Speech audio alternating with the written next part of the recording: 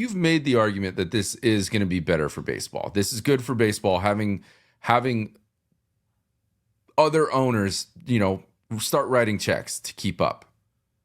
I think it's crossed over to the point where like owners are going to be like, we can't, and we're done writing checks, right? Because we might as well try to save money and make it to the championship series. Like, yeah, exactly. Like, what's the point? What's the point for? Oh my gosh! I mean, you could run through half the league. You could run through pretty much both leagues in the Central. Can run through at least 15 teams that are just going to be like, why? Like, what are we going to do? And okay, so in the chat, I'm seeing they should have got in reference to the Monopoly analogy, they should have gotten more before they showed up to the board. And I absolutely agree with that sentiment. And that's what I've been saying to your point of talking about like, well, this should inspire or motivate owners around the league to pony up. But we're getting to the point now, and hand up, maybe I was just naive. I didn't think we'd get to the point so far into this thing where even if you had teams offering well over the amounts that the Dodgers You're are hearing handing about out, pay cuts, well over years that the Dodgers are offering. There's nothing that you can do. The Dodgers have established themselves as such a destination at this point. And you take Yamamoto out, you take Snell out. If you've got Los Angeles, I mean, certainly not to make light of it, but obviously for wildfire situation, yeah. You take Ohtani and the city of Los Angeles, and that's really all you need to sell your product. Because the reality of it is the Dodgers have absolutely cornered the Japanese market.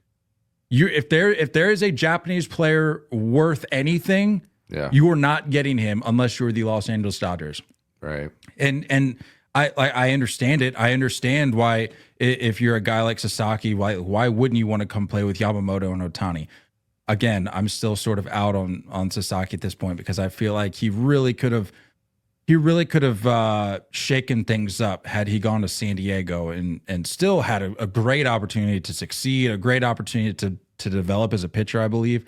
But I mean, there's nothing that these teams can do, and it's sort of a demoralizing blow when this whole time I've been saying, well, again, these owners should hopefully be, they should serve as a kick in the gut a little bit to them to be like, all right, we need to step up. Like we're talking about, I think we're at a point now where they're going to throw in the towel. It's why bother? Why bother? Yep. Yeah, if you're the Rockies, why bother? You know what I mean? But that's what I'm saying. That was before this offseason.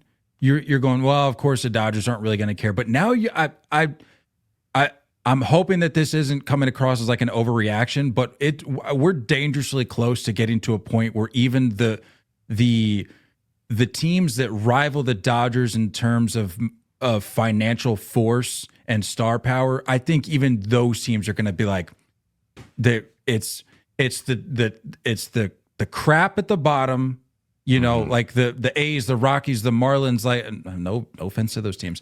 And then you've got the next tier where it's like, okay, you look around, there's the big market teams. Whole lot of mids.